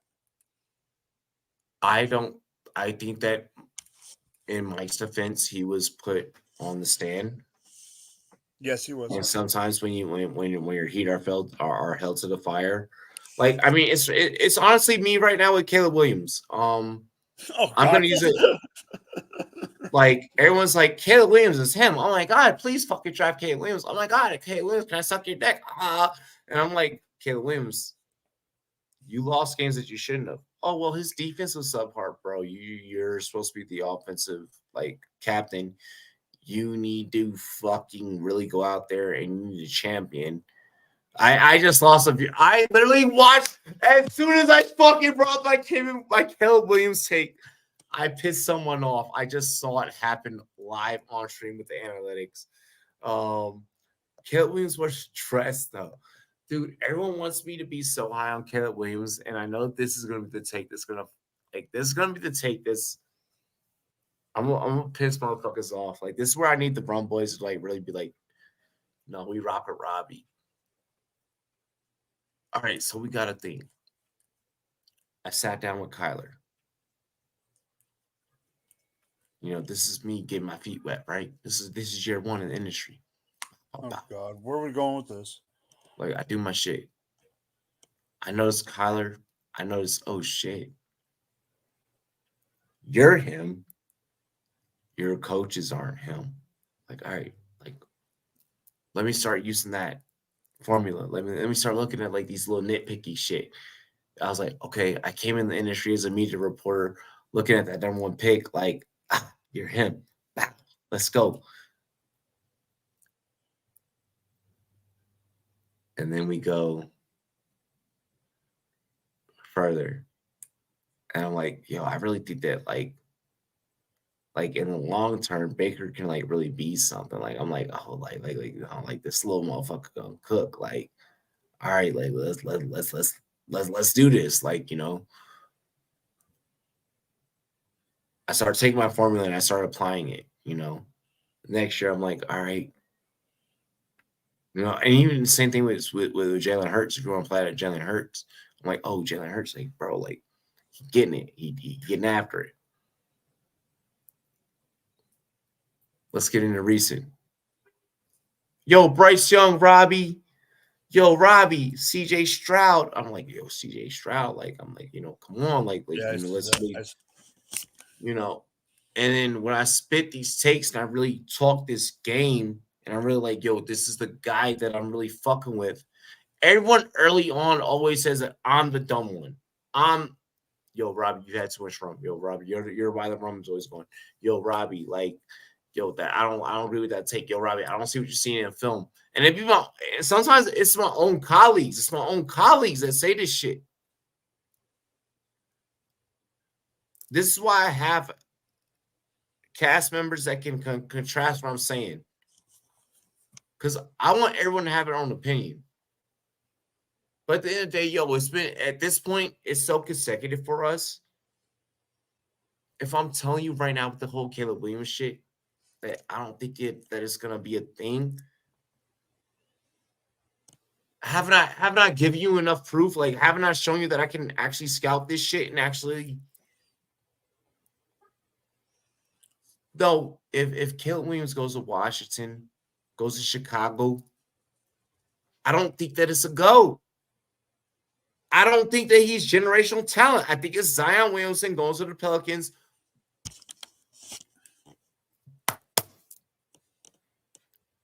Except there's no Mariah Mills porn star story. Yeah. I'm sorry, Corn Star. Sorry, YouTube. Sorry, YouTube. Corn Star. Corn Star. I said Corn Star. Like, so I just want to address that before we get into our UFC topic. Because everyone's talking. Everyone's already looking at my scouting reports. I'm getting heavy criticism. I know I put some shit out there publicly. But aside from what I've sent out to the scouts, bro, y'all already know this. Y'all already know that I'm looking for the anomaly. I'm gonna go against the grain, bro. That's why I had CJ Stroud in so many leagues. I got an almost against the grain topic or opinion. Hold I on. haven't. Who's your against the grain for Caleb Williams? Because everyone. Oh no, not at quarterback. No, just give me one hitter. Give me one hitter quitter. Give me that Ali. Give me that one Ali. In what way? You're a one-hitter quitter over Caleb. Oh, no, I still think Caleb's number one. I don't hear me out. Hear me out. I disagree with you, but I also disagree with the 100% generational talent people. I think I'm in the middle of you and the Caleb Williams. I think that Caleb Williams is a top pick. I don't think that Caleb Williams is a generational talent. Caleb Williams is not Trevor Lawrence or Andrew Luck as a prospect. I don't even think he's Justin Fields. I see him and Justin Fields exact the same when I look at him in film. I'm like, I've already seen this before, bitch. Like, I literally go, I frown.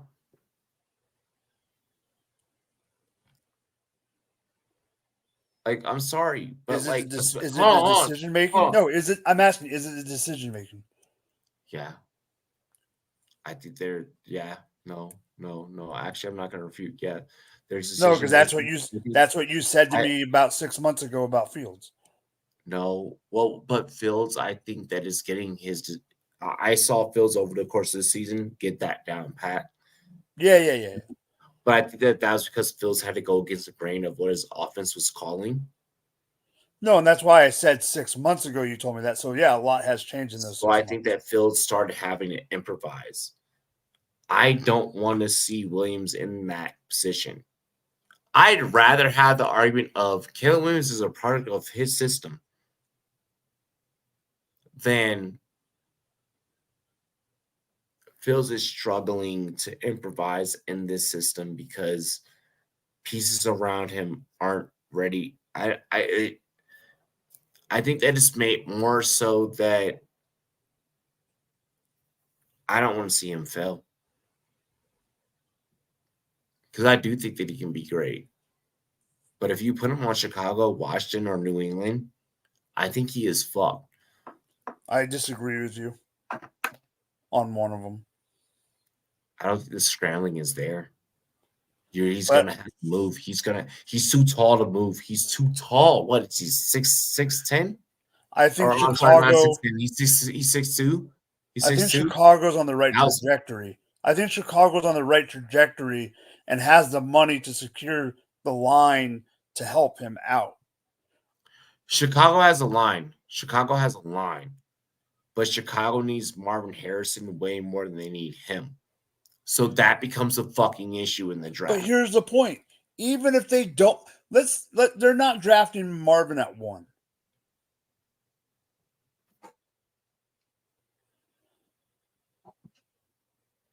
I don't want to talk to you no more. No, I'm not saying we have one more topic, but I'm gonna let you just talk. I need to. No, here. What I'm saying is they're not drafting Marvin at 1 because if you don't draft Caleb at if you don't draft Caleb at 1, you trade out of the 1. You're going to be able to get enough value for that pick to either take Caleb at 1 or move out of the pick. You're not drafting Marvin at 1. You're either taking Caleb at 1 or you're moving out of the pick with the value that you can get. All I hear is you saying that there's not a wide receiver quality enough to be 1. That's not what I'm saying. I'm saying the pick of the. That's what you're value. saying. No, I'm saying the value of the. I'm saying the value of the pick is higher than Marvin. Yes. No. I disagree. I do not mind that, Leafs.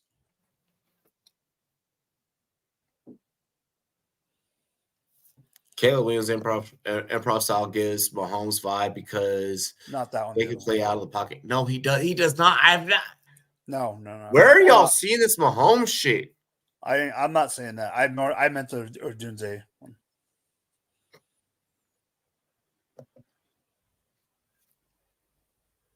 If they get a Odunze, then they're fine. At 10, yeah, the 9, yeah. You ready to do some betting? And I just want to say, before we get into this topic, I have a hot take on Odunze that I will give later. Not on give your Odunze take now so I can open up the UFC bets. As of right now, I'm not finalized on this, but as of right now, I'm taking Odunze over Malik Neighbors. Yeah. I'm saying that because I'm biased, though. So And people, I, yeah. I have to find enough time to come down off my biasness. What's your biasness reason? What is your why do you have a bias over Dunze? I think Odunze should be top But dog. what I'm saying is why do you have that bias? What is Like, your bias? give me Harrison and then give me Odunze.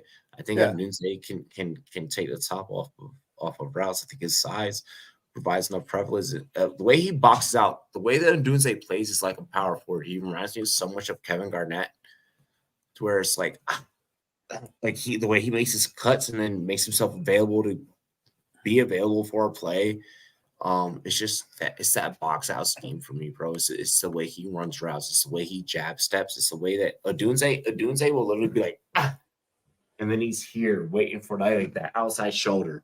Like So it's just certain shit that it's his flow. Like his flow seems so much more organic to me. So to me, his best attributes, according to my score right now, is hands and body control is amazing. Contested catch and hands.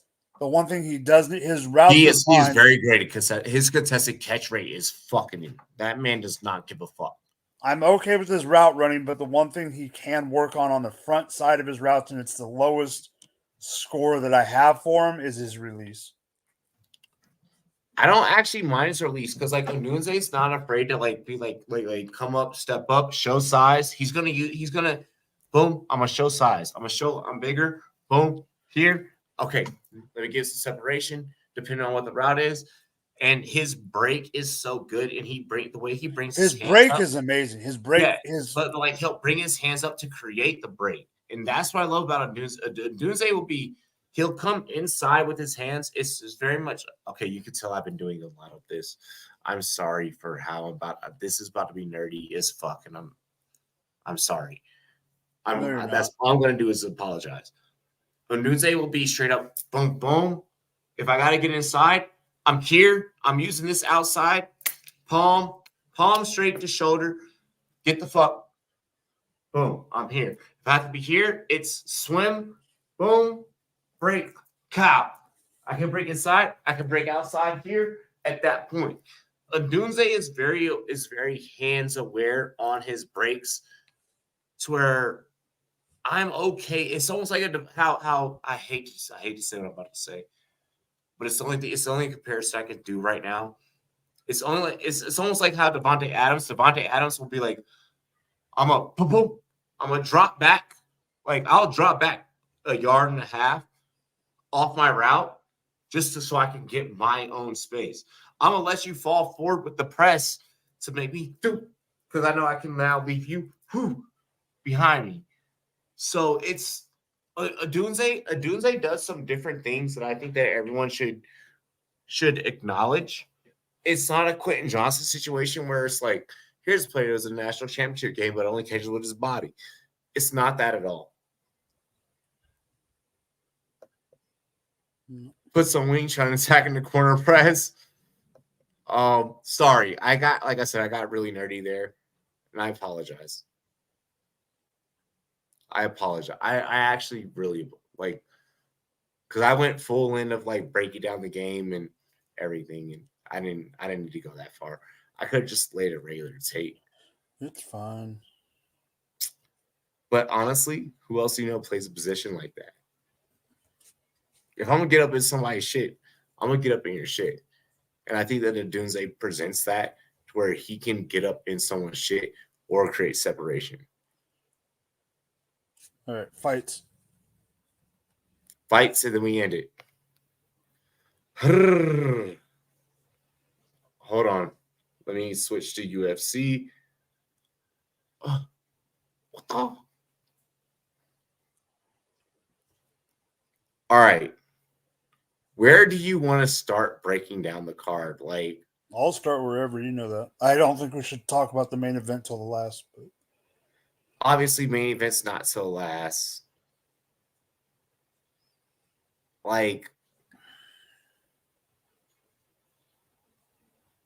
Okay. We got it. I've heard everyone in the chat throw out fucking takes though about so much shit. All right, I'm just gonna ask you about that Lee Maverick prelim real quick. Which one? Andrea Lee versus Miranda Maverick. I'm gonna take Maverick on that joint. Wait, are you on the right card? Shaw, the 17th. I'm on DraftKings. Oh, you're down below. Oh, never mind. I didn't go far enough. Dude, do your thing. I am taking on. Oh, I like Andrea Lee, but I mean minus 185. I think is Maverick the up and comer? Shaw. She's no, 14. Maverick's been killing shit in my opinion. She's 14-5. I'm taking Maverick. Lee's a little bit older. Yeah, I am gonna take Maverick in that in that match as well. I'm trying to find like this one Twitter post really quick because we got one of the homies that is a fighter with Underdog that I am just gonna like quickly shout out, and I want to make sure I shout out. While I do that though, I want to kind of start getting into like the actual main event. Like I feel like that's like the most biggest undercard aside from the limbos. Mackenzie Dern. Okay, give me the floor real quick. I love Mackenzie Dern. She's great. She's number 7. She's good at BJJ. She's got the pedigree. This hurts my soul. She's losing the fight. I'm taking Lemos on this one. I don't like having to take this, but with my not taking my bias into it, I think Lemos is going to beat her. And I don't necessarily think it's going to be a decision. Okay. All right. So you don't think it's going to be a decision? I think Lemos is going to win. It hurts my soul to say Lemos. Alrighty, so really quick, the homie Matt Frivola thinking he's gonna take Junior Tafafa or Tafa. I'm sorry. Any thoughts on that one, really quick? I like the Tafa odds. You do know about Tafa, right? He took the fight. He took the fight this morning. What the fuck? His brother was supposed to fight. He took the fight an hour before the weigh-ins. He has a fight coming up March 29th. He has a fight Tafa had a fight March 29th. His brother got hurt this morning. They moved him into the fight tonight or for tomorrow. Okay. I now like Tafa as an underdog, honestly. Like for real. I'm trying to see if the Steamroller has anything on this joint. And I don't think Frivola is on this one, so we're good there. All right, you ready to get into the main event? Mm-hmm. Merab Cejudo. Drop your pick. Merab. No more needed to be said. Yeah, Merab's him, in my opinion. Merab at a 270, really fucking solid to me. I think I take the chalk in that one. Which brings me to Neil Gary. How are we feeling here?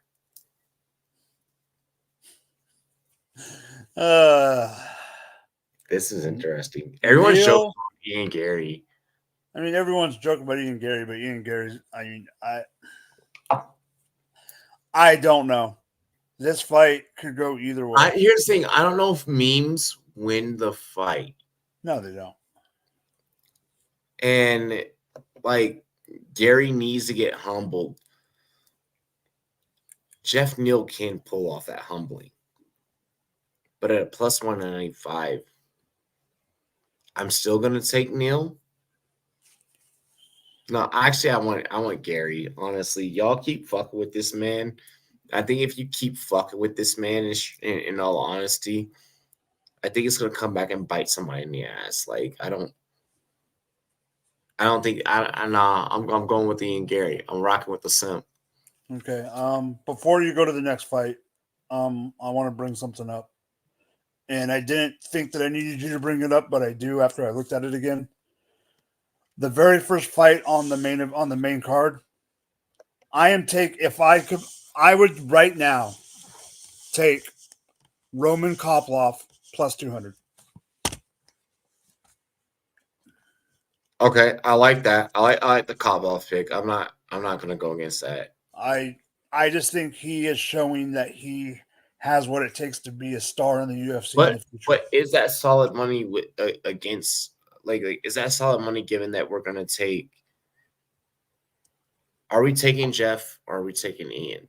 Like is that? No, I'm not saying we need to put him on the card. All I'm saying is I'm just giving starts us early. If Koploff starts off early, yeah, then we can head into the Gary Neal fight. Maybe looking for a cash out and then switching money. I just want to know how you feel. I'm not confident enough in the Gary fight. My issue is what I'm saying with Koploff is, to me, Koploff is maybe a singles bet. You know what? Fuck it. Then if you're not confident in the Gary fight, then I'll take Neal. Okay.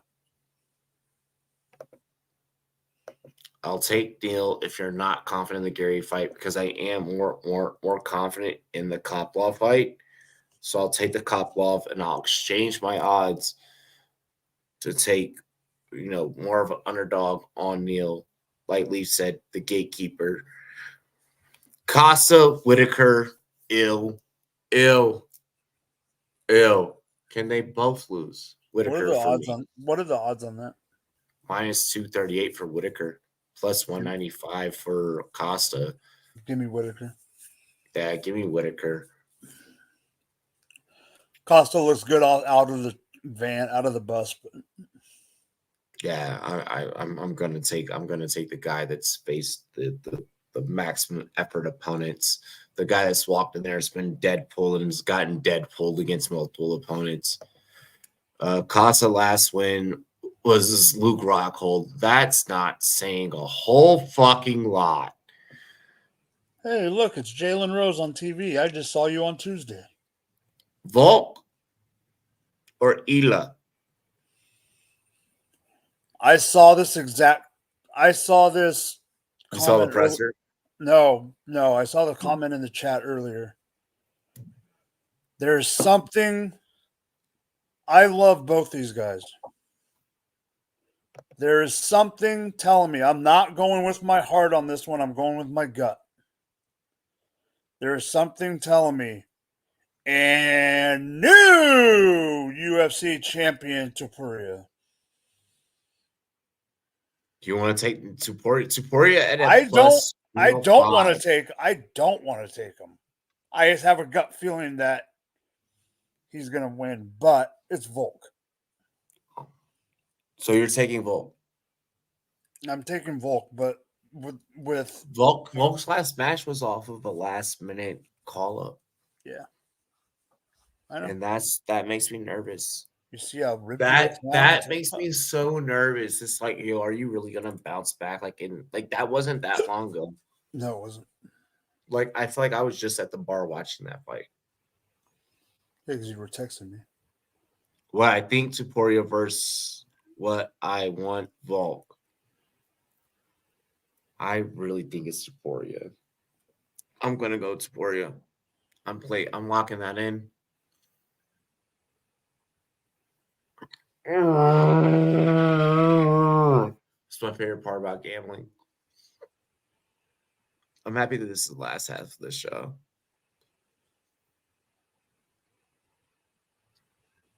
I got 5 on it. Throw your 4, let's get keyed. I got 5 on it. Messing with that endo weed. I got 5 on it. got me stuck, cannot back down. I got 5 on it. Homie, let's go half on a stack. Are you done singing? Nobody got that. Nobody got that Oh. reference. I got it. It's just my ears are bleeding. Alrighty. We're locking this in. It's Maverick. It's Komplov. It's Neil. It's Whitaker. It's Murad. It's Ilya. 5. 380.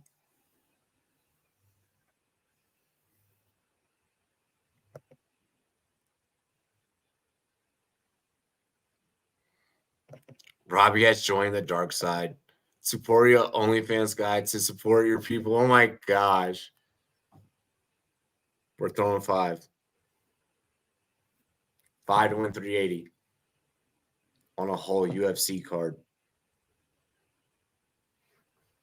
We've done this a lot, actually. I can't even say like we've done this many times. Like we've done this a lot. Where like we've bet UFC, we've won UFC, and conquered the UFC. All right.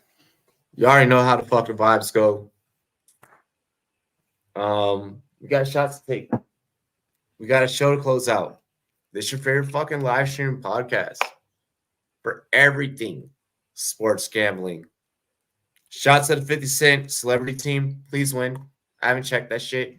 Please win. I didn't gamble on it. Mike, last words. Cheers to me. Cheers to you. All the rum boys and girls, what do you do? Dilly dilly, y'all. Bow. 1 second.